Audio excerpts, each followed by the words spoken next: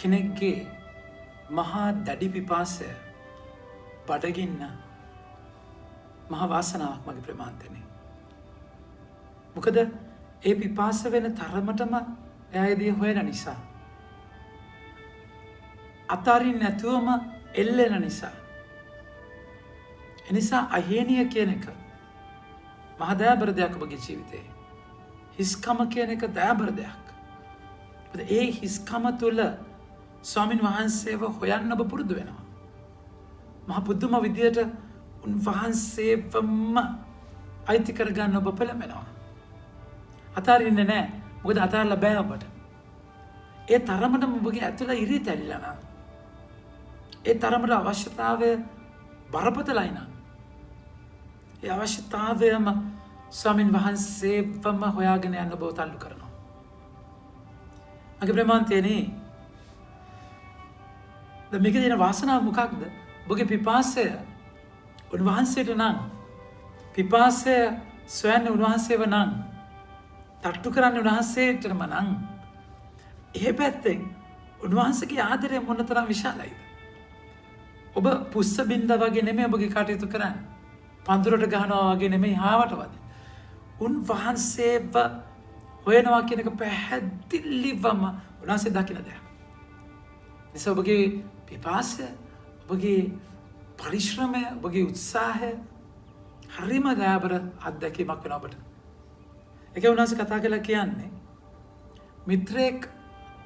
මිත්‍රෙක් හොයාගෙන යන යාළුවා මහරෑ රොටි ඉල්ලනවා.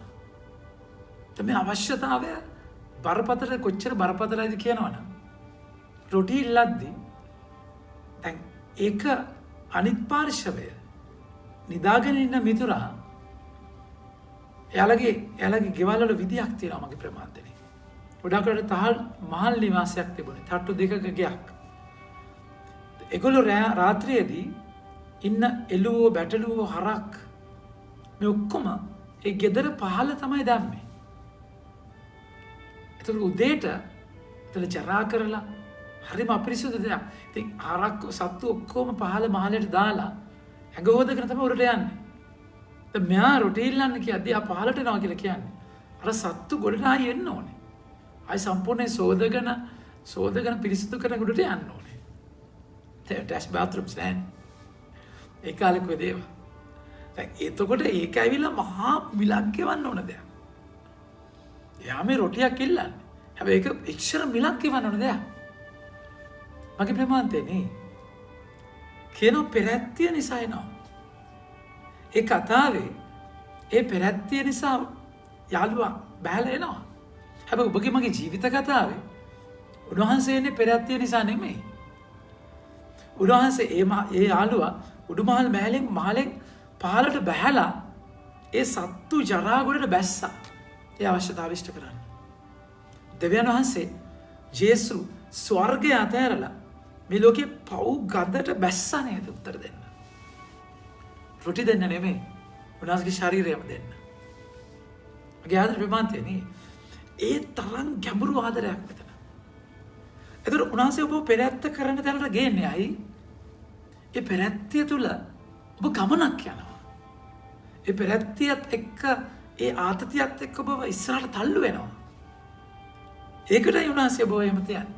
එහෙම නැත්නම් උන්වහන්සේට ඔබ අදයක් ඔබ ඉල්ලන නිසා ඔබ කරදරයකින් ගැලවෙන්න දෙනවක් කියන තැනක නෙමෙයි. එලෙස උන්වහන්සේ කතා කරලා කියන්නේ තාත්තා කෙනෙක් දරුවෙක් අයහපත් ඔබ යහපත් දෙය දෙන්න දන්නවා. තාත්තා කෙනෙක් දරුවෙක් තාත්තගෙන් කවර පියෙක් පුත්‍රයා මාළුවක ඉල්ලු විට මාළුවා වෙනකොට සර්පයෙකු දෙයිද? නොහොත් බිත්තරක් එල්ලුවට ගෝනුස්සෙක් දෙයිද? දැන් මොහොතේ හිටිය මාළු జాතියක් සර්පයෙක් වගේමයි.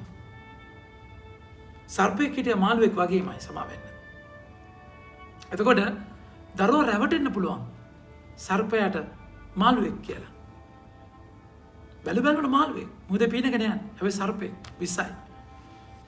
ඒ සමාජීය ගෝනුසු වර්ගයේ සුදු පාට නැට්ට අකුරල බෝලයක් වගේ පෙරලෙනවා මගේ ප්‍රමාදේ. බලුබල්මට බිත්තරයක් වගේමයි.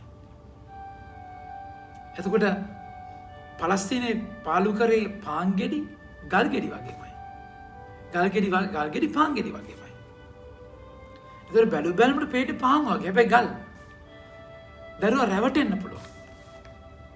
තාත්තට උනම් ලේසියට දරුවව රවට්ටන්න පුළුවන්. එම කවදාවත් ඔබ අයහපත් ඔබ යහපත් දෙන දන්නවනම් ස්වර්ගයේ තාත්තා කොපමණ වැඩියෙන් ඔබට ශුද්ධාත්මයන් දෙනවද? ඔබගේ පිපාසය වෙන්න ඕනේ පොල් වලට.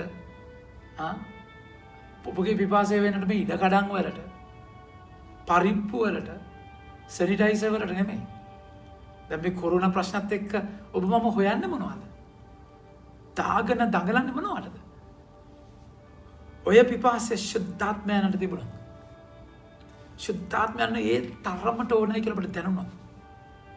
අපේ ජීවිතේ මහා පුදුම දෙයක් වෙනවා. ශුද්ධාත්මයන් වෙilla. ශුද්ධාත්මයන් වෙilla. තට්ටු කරන්න ඔබට දොර අරිනවා. සොයන්න සම්බ වෙනවා. ඔබ ඉල්ලන්න දෙනවා ශුද්ධාත්මයන් වහන්සේව. අද ඒකයි බලන්න පාළුතුමා කතා කරලා කියන්නේ ඒකයි. ගලාති වරින්ට කතා කරලා කියන්නේ ඒකයි. ඔබ ව්‍යවස්ථාවෙන් නෙමෙයි ඔබ මේ ගැලවුනේ. දේවාත්මානුභාවයෙන්